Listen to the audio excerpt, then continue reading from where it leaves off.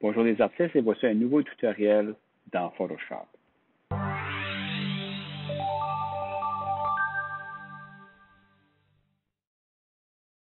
Notre objectif aujourd'hui, je vais vous montrer comment faire des masques dans Photoshop, qui est le petit bouton ici, comment utiliser la baguette magique.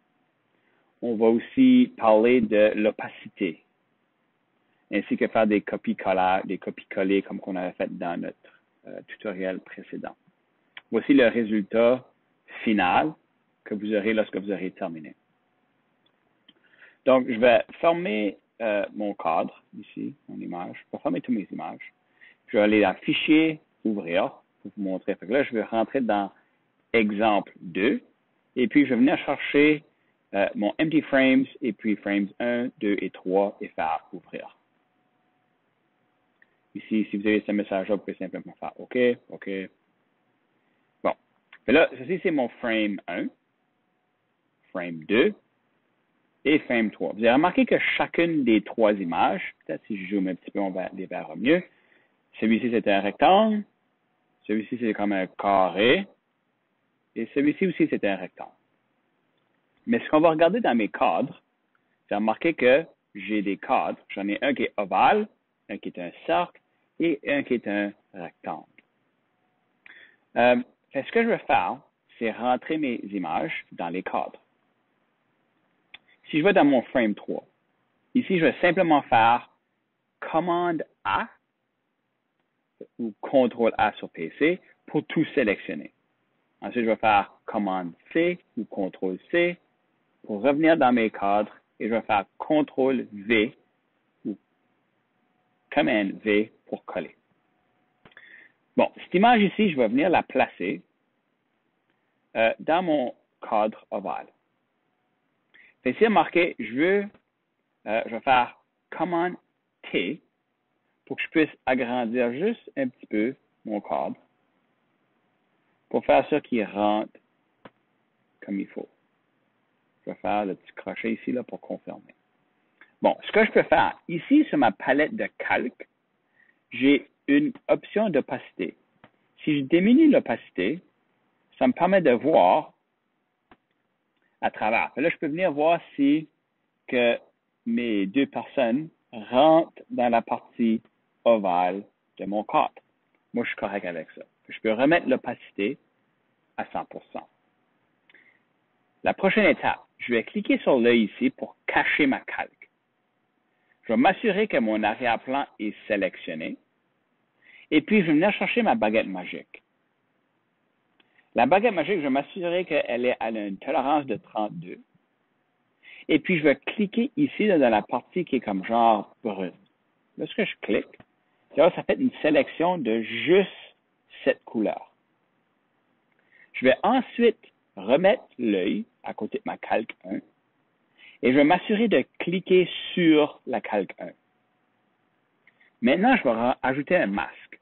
Bon, un masque, pareil comme à l'Halloween, ça sert à cacher. Et moi, ce que je veux que ça fasse, c'est que ça cache la partie à l'extérieur de ma sélection. Fait que j'ai simplement besoin de cliquer ici sur le bouton masque, c'est-à-dire ajoute un masque de fusion. J'ai une sélection qui est indiquée par les souris marchands.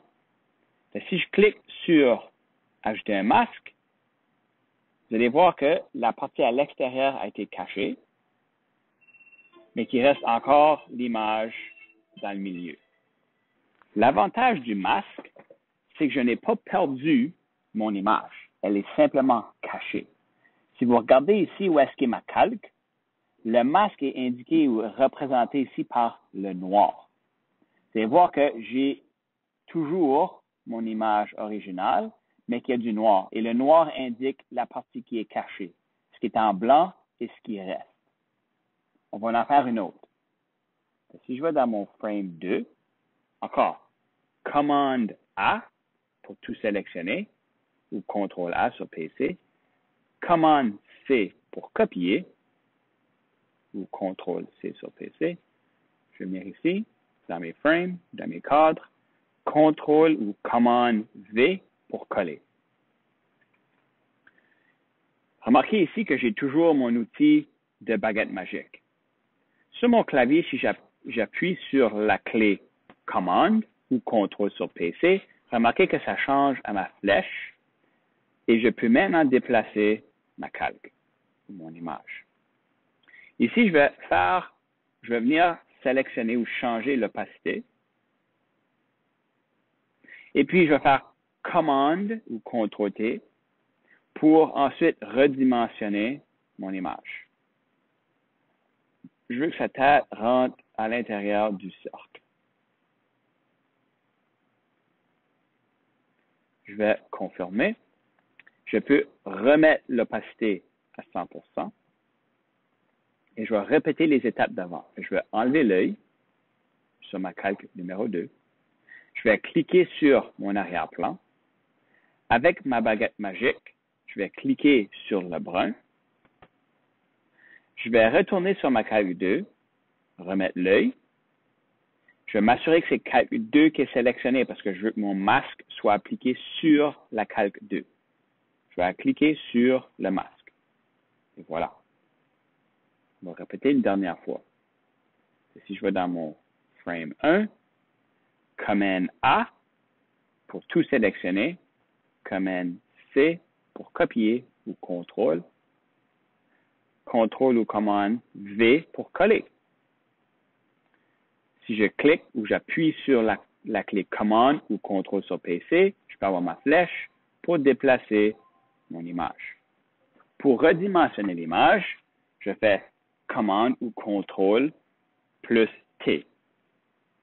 Une chose que je n'ai pas mentionnée, c'est vous pouvez, pour redimensionner, si je clique sur un des coins, je peux redimensionner, mais j'ai remarqué que je peux morpher ou perdre les proportions de mon image. Je ne veux pas faire ceci. Donc, lorsque vous faites votre commande ou contrôle T, appuyez et tenez votre doigt sur la clé Shift. Et ensuite, lorsque vous redimensionnez, elle va garder ses proportions.